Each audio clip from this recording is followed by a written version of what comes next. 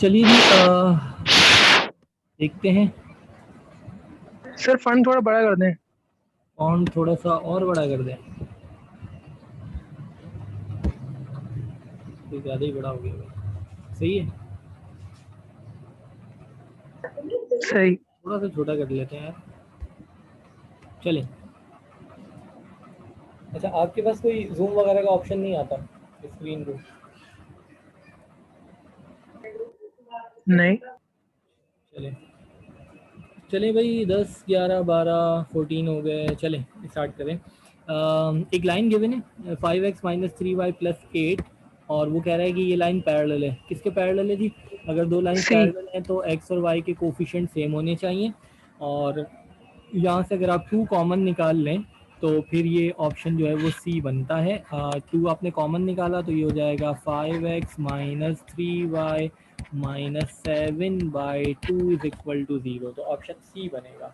62 is parallel to 5x minus 3y minus 7/2 is equal to 0, C के होगा। ठीक है। 63, so 63 3x minus 4y minus 11 is perpendicular to x y के coefficient interchange होंगे और sign change होगा, तो ए। ए। ठीक है ना जी, ए हमारे पास जो है वो क्या है?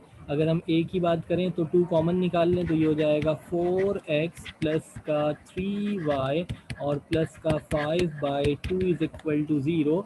एक्स और वाई के कोफिशिएंट जो है वो इंटरचेंज होंगे और साइन किसी एक का चेंज होगा, एक्स का या वाई का। तो वाई का साइन जो है वो नेगेटिव था, तो यहाँ पर वाई का साइन जो है वो क्या आ गया? पॉजिटिव आ गया। तो 63 हमारे पास होगा। 64, 2x minus 2y minus 1 is coincide to, किसकी कोइंसाइड करेगी? तो सी। कोइंसाइड का मतलब है कि फिर एग्जैक्टली वही रिजल्ट आना चाहिए। इन्होंने कहा सी, तो देख लेते हैं कि जी क्या सी है। सी में हमारे पास जो है ना, अगर हम यहाँ से 2 कॉमन निकाल लें तो 2 कॉमन निकालने पर ये हो जाएगा 2x minus 2y minus 1 is equal to 0, तो एग्जैक्टली वही इक्वेशन आ रही है। 2x minus 2y minus 1 is equal to 0। ठीक है ना जी, और बाकी नहीं है। ठीक है। अच्छा, वैसे ये इसके पैरेलल है ना, इसके पैरेलल है ये दोनों। देखें 64 जो है ना वो पैरेलल बी के है। जो 64 की इक्वेशन है ना, 64 जो है वो पैरेलल टू ऑप्शन बी है। ऑप्शन बी के पैरेलल है ना। अगर आपने यहाँ से 4 कॉमन निकाला तो 2x minus 2y, 2x minus 2y plus 1, 2x minus 2y minus 1। 64 जो है वो पैरेलल तो है बी के, मगर कोइंसाइड करने का मतलब है कि कांस्टेंट भी सेम आना चाहिए। अब बहुत दफ़ा ये बात हो गई, ठीक है ना जी, ख्याल रखिएगा। तो कांस्टेंट भी सेम आना चाहिए, तो वो ऑप्शन सी में आ रहा है। ठीक है जी। सर 62 के बी में कोइंसाइड था ना, कोइंसिडेंट थे वो। 62 के बी में पैरेलल है, नहीं कोइंसाइड नहीं है। अच्छा, बी में, बी। बी में अगर हम यहाँ से कॉमन निकालें 2, तो 5 माइनस 3 प्लस 8, गुड। ये हमने उस वक्त चेक नहीं किया, बिल्कुल ठीक है जी। ये जो 62 है ये कोइंसाइड कर रहा है बी से। चलें ये भी लिख देते हैं कि जो 62 है वो जो है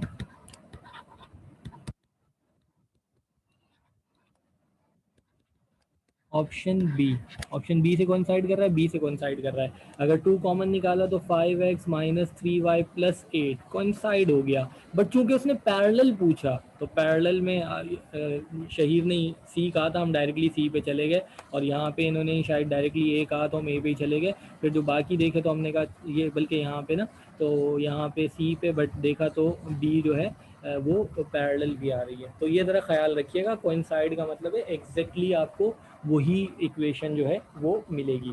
जिस तरीके से अगर आपको याद हो के मेथड में भी हमने क्वेश्चन सॉल्व किया था ना, जिसमें एक लाइन दो लाइंस के इंटरसेक्शन से पास हो रही थी और पैरेलल थी किसी और लाइन के, और जब हमने इक्वेशन निकाली तो वही इक्वेशन आ गई जिसके पैरेलल थी, तो बेसिकली वो वही इक्वेशन दी हुई थी, तो वो कोइंसाइड कर रही थी। बट वहाँ ठीक है पैरेलल, और हमने वो पैरेलल की कंडीशन से के निकाला, बट जब इक्वेशन फाइंड की तो वो कोइंसाइड लाइन जो है वो कोइंसिडेंट लाइन हमें जो है वो मिली थी वहाँ पे भी।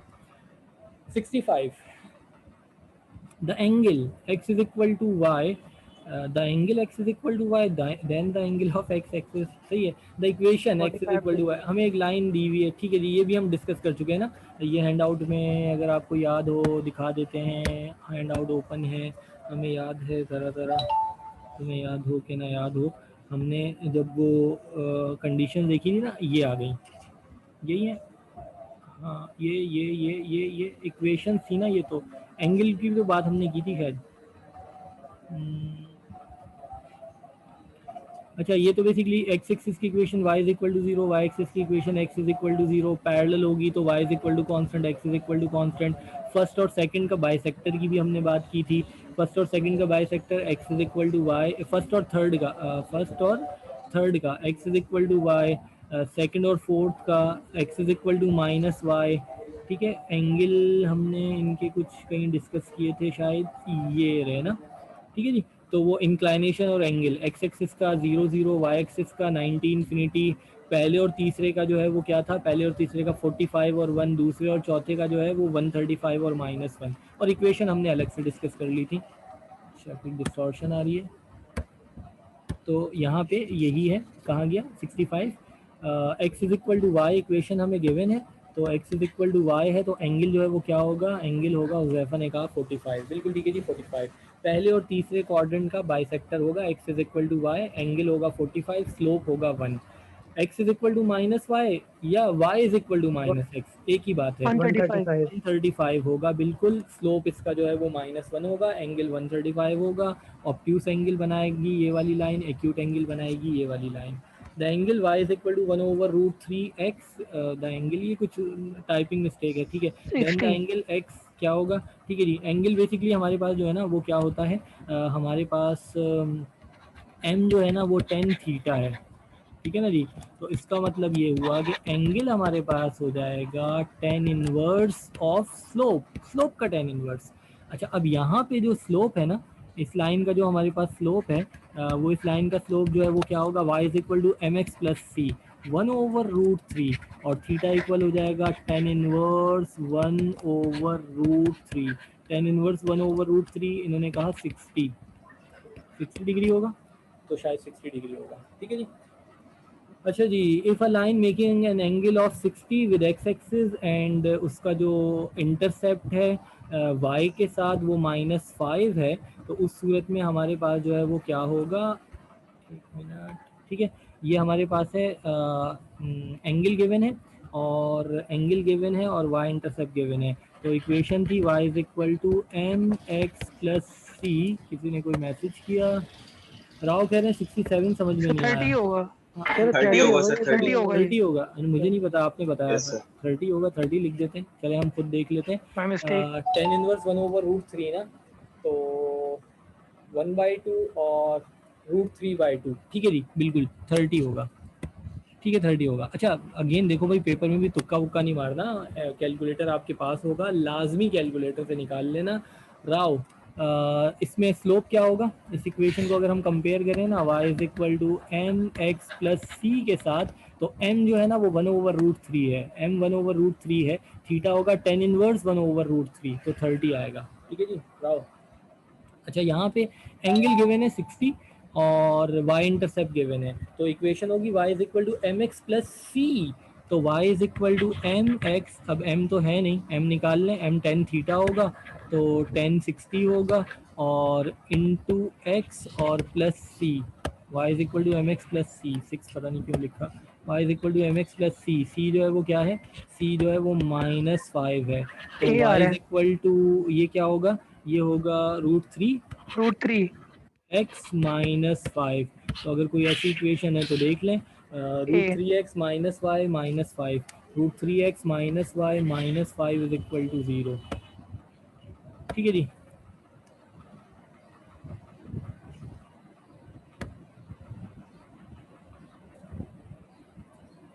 राव, ठीक है, चलें, सही है जी, ये हो गया। फिर मैसेज आ गया, सर इंटरसेप्ट कांस्टेंट होते हैं, इंटरसेप्ट कांस्टेंट ही होता है, जहाँ पर लाइन एक्स एक्सिस या वाई एक्सिस को कट करती है वो बेसिकली इंटरसेप्ट होते हैं वैसे तो। और जब, अगर आप सिर्फ y is equal to M x plus c से जो ये निकालते हैं, क्या कहते हैं अपना y इंटरसेप्ट, तो वो कांस्टेंट को रिप्रेजेंट कर रहा होता है, और वैसे यही बता रहा होता है। और हमने कहा कि अगर कोई भी लाइन ओरिजिन से पास होगी, तो ओरिजिन से पास होगी तो उसमें फिर जो है ना वो क्या होगा, उसमें कांस्टेंट टर्म 0 हो जाएगी, क्योंकि उसका एक्स और वाई इंटरसेप्ट जो है ना वो होगा ही नहीं ना, वो तो ओरिजिन से पास हो रहा है, तो वो पर्टिकुलर कंडीशन हो जाती है। सर, चलें, अगर हमें यहाँ पे एक्स इंटरसेप्ट दिया होता फिर हाँ, अगर एक्स इंटरसेप्ट दिया हो तो ये बात हम वैसे कर चुके हैं जब हमने 2-3 के एमसीक्यूज डिस्कस किए थे, हैंड आउट डिस्कस किया था, तो हमने कहा था अगर एक्स इंटरसेप्ट गिवन होगा तो स्लोप गिवन होगा, एक्स इंटरसेप्ट गिवन होगा तो एक्स कोऑर्डिनेट और y coordinate zero, point slope form use कर लेंगे, y minus y one is equal to m into x minus x one. कुछ याद आया? हमने सॉल्व किया था जो हमारे अपने एमसीक्यूज थे, जो वो 180 के करीब एमसीक्यूज हैं, उनमें इस तरह का क्वेश्चन था जिसमें हमें स्लोप और एक्स इंटरसेप्ट गिवन था।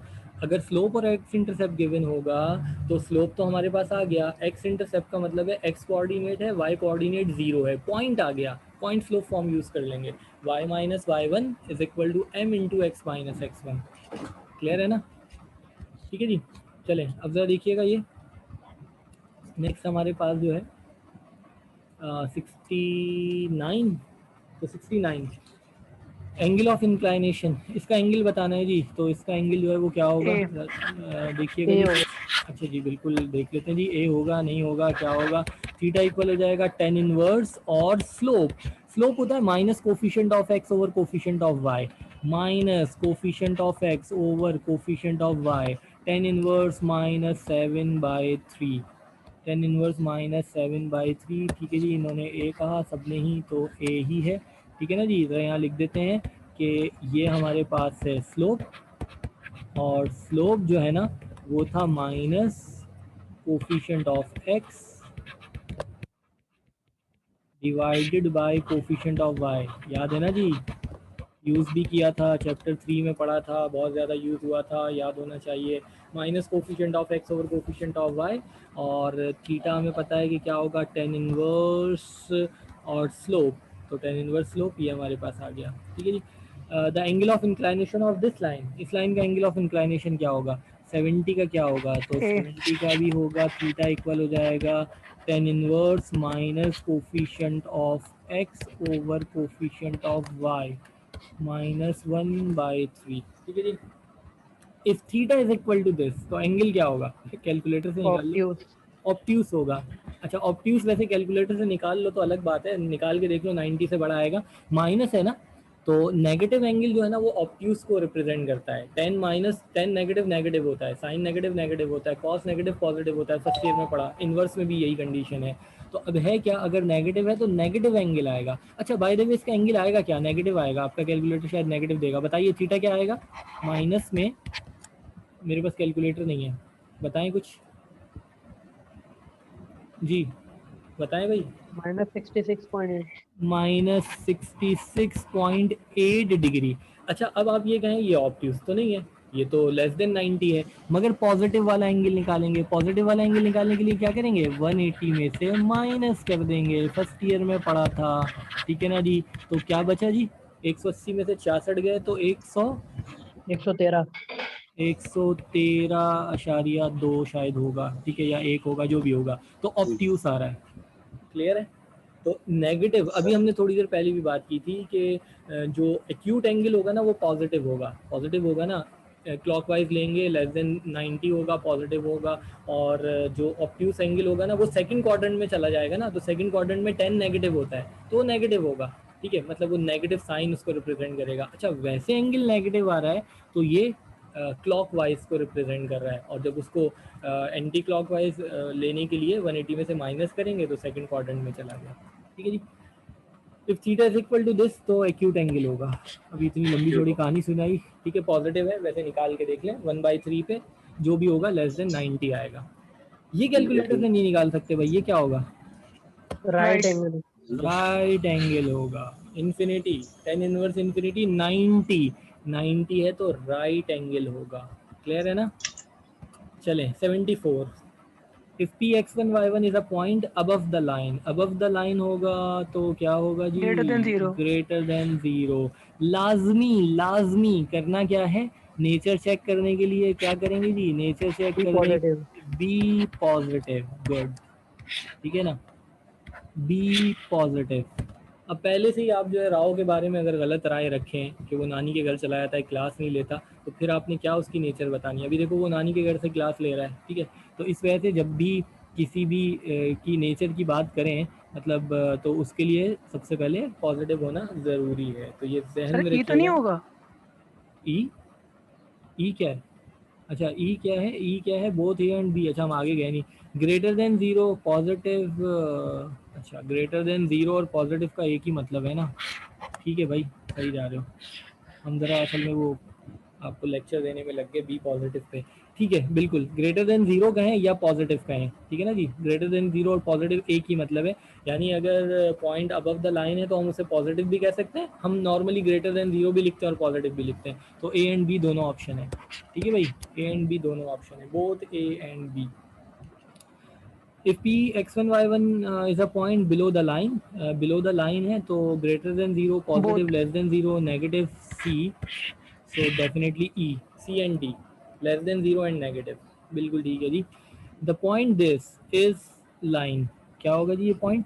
तो ये हमारे पास इक्वेशन हो जाएगी -2x प्लस 3y और -4 इज इक्वल टू जीरो होगा। Zero because b positive.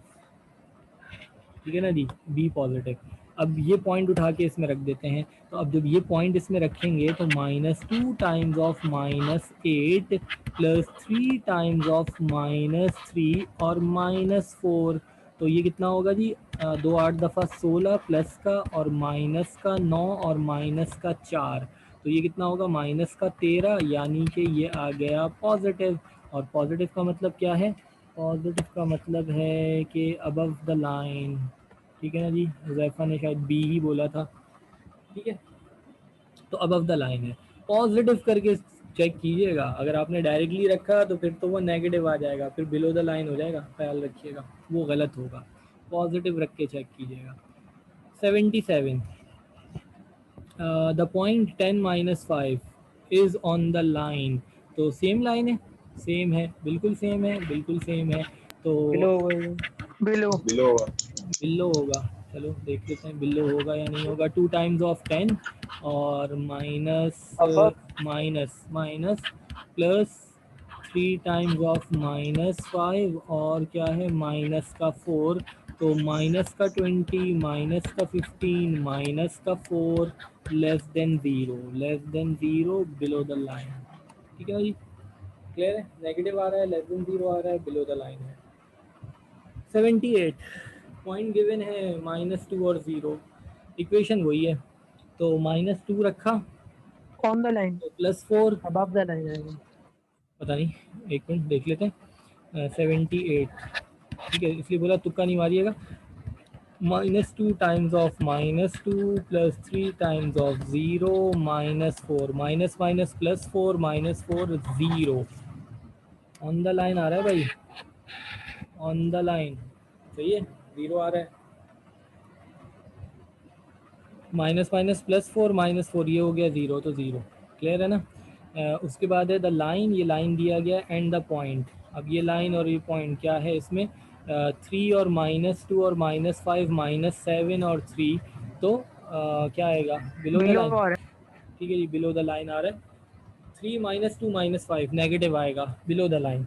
दूसरा हमें गिवन है, लाइन गिवन है, पॉइंट गिवन है -4, ये हमारे पास हो जाएगा 2 टाइम्स ऑफ -2 और नहीं -2 times of -2 plus 4 times of minus का 1 और माइनस का 6, तो कितना होगा जी?